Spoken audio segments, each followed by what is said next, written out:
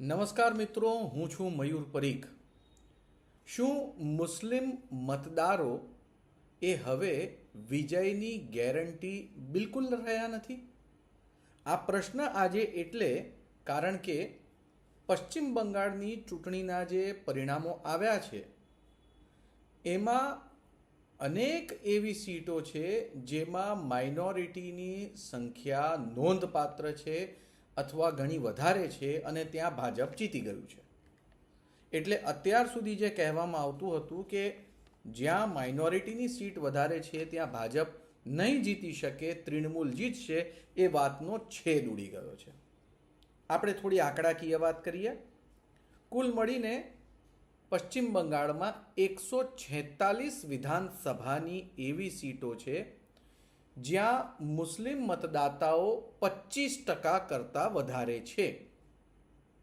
આ 146 સીટમાંથી 66 સીટ ભાજપ જીતી ગયું અને 73 સીટ તૃણમૂલ કોંગ્રેસ આ વિસ્તારમાં જીત્યું છે. જો કયો વિસ્તાર છે એની વાત કરીએ તો જંગીપુર, મુર્શિદાબાદ, નવગ્રામ, બડઝાર, માનિકચક, કરણદીઘી, હેમતાબાદ આ એવા વિસ્તાર છે કે જેમાં સંપૂર્ણ રીતે માઇનોરિટી મતદાતાઓનો દબદબો હતો અને તેમણે મોટા પ્રમાણમાં વોટિંગ કર્યું. એટલે એવું માનવામાં આવતું હતું કે તૃણમૂલ કોંગ્રેસ તો અહીંયા નક્કી જ જીતી જશે, કારણ કે આ વિસ્તારમાં જ્યારે ગત સમયે ચૂંટણી થઈ હતી ત્યારે ભાજપ આટલી સીટ નહોતું જીત્યું, માત્ર 16 સીટ જીત્યું હતું. 1, 6, 16 અને આ ચૂંટણીમાં કુલ સીટ જીત્યું છે 66. એટલે 16 અને 66 વચ્ચે 50 સીટોનો અંતર છે. આનાથી પણ વધારે એક ચોંકાવનારી વાત મિત્રો એવી છે કે લગભગ 17 સીટો એવી છે જ્યાં 40%થી વધારે મુસ્લિમ મતદાતા છે અને આ જગ્યાએ પણ ભાજપ ચૂંટણી જીતી ગયું.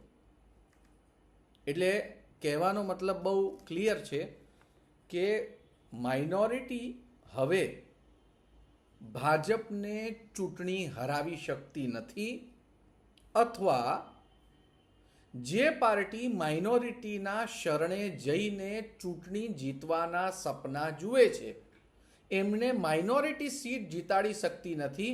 તેમણે હવે બહુમતી એટલે અલ્પસંખ્યક નહીં, બહુમતના વોટની સખત જરૂરત છે.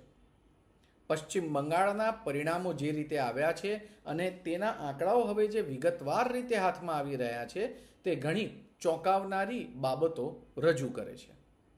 તમને જો આ વિડીયો પસંદ આવ્યો હોય તો લાઈક કરો, કમેન્ટ કરો, મિત્રોને શેર કરો અને અમારી ચેનલને ફોલો કરવાનું ન ભૂલો. ખૂબ ખૂબ આભાર.